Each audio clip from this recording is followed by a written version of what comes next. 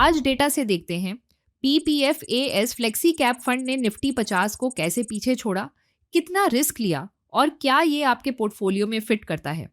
सबसे पहले नंबर्स पर आते हैं। मई 2013 से नवंबर 2025 तक करीब 12.5 साल का डेटा है हमारे पास। अगर आपने इस पीरियड में PPFAS फ्लेक्सी कैप में इन्वेस्ट किया होता तो आपका टोटल रिटर्न करीब 765% के आसपास बनता। सेम पीरियड में निफ्टी 50 ने दिया लगभग 329%। CAGR में देखें, PPFAS का एनुअलाइज्ड रिटर्न करीब 19.5% रहा, जबकि निफ्टी 50 का लगभग 12.7%, यानी हर साल औसतन 6.8% का आउट परफॉर्मेंस। ये छोटा नहीं है, लेकिन रुकिए, रिटर्न्स तो आधी कहानी है। असली सवाल है, ये रिटर्न कितने रिस्क पर मिले। यहाँ वॉलेटिलिटी को समझिए। वॉलेटिलिटी बेसिकली बताती है कि आपके इन्वेस्टमेंट की वैल्यू कितनी तेजी से ऊपर नीचे होती है। जितनी ज्यादा वॉलेटिलिटी उतना ज्यादा उतार चढ़ाव। PPFAS फ्लेक्सी कैप की एनुअलाइज्ड वॉलेटिलिटी करीब 12% रही। निफ्टी 50 की वॉलेटिलिटी करीब 16%। मतलब PPFAS ने निफ्टी से ज्यादा रिटर्न दिया, लेकिन कम उतार चढ़ाव के साथ। अब मैक्स ड्रॉडाउन देखते हैं। ये वो सबसे बड़ी गिरावट है जो पीक से बॉटम तक हुई। निफ्टी 50 की मैक्स ड्रॉडाउन रही लगभग 38.4%। PPFAS की मैक्स ड्रॉडाउन करीब 31.3%। यानी जब मार्केट क्रैश हुआ तब PPFAS ने अपने इन्वेस्टर्स को कम नुकसान दिया। अब सबसे इंपॉर्टेंट मेट्रिक पर आते हैं, शार्प रेशियो।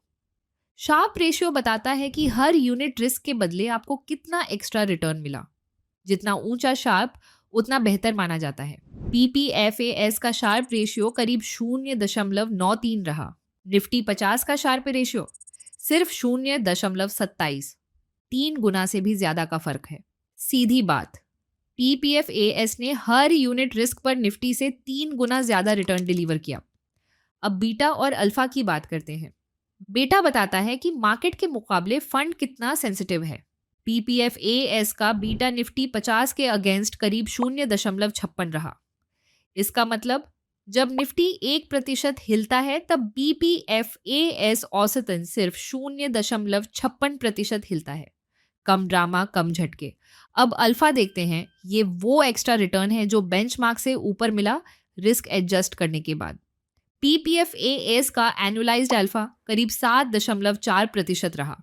ये काफी सिग्निफिकेंट है। फंड मैनेजर ने अपना काम बखूबी किया। अगर आप अल्फा और बीटा को डिटेल में समझना चाहते हैं तो हमारा डेडिकेटेड वीडियो देखिए, लिंक डिस्क्रिप्शन में है। अब फंड की फिलॉसफी समझते हैं, क्योंकि नंबर्स तभी रिपीट होंगे जब अप्रोच सही हो। PPFAS का मंत्र है वैल्यू इन्वेस्टिंग। इसका मतलब क्या है? ऐसी कंपनीज जो स्ट्रॉन्ग कैश फ्लोज जनरेट करती हैं, ऑनेस्ट और इन्वेस्टर फ्रेंडली मैनेजमेंट रखती हैं, और सबसे इंपॉर्टेंट अपनी इंट्रिंसिक वैल्यू से डिस्काउंट पर ट्रेड कर रही हो। ये fund buy and hold strategy follow करता है। लो चर्न रखता है, मतलब कम खरीद बिक्री होती है, जिससे ट्रांजैक्शन कॉस्ट भी कम रहते हैं। और हाँ, ये फंड सिर्फ इंडिया में नहीं, ओवरसीज स्टॉक्स में भी 35% तक इन्वेस्ट कर सकता है।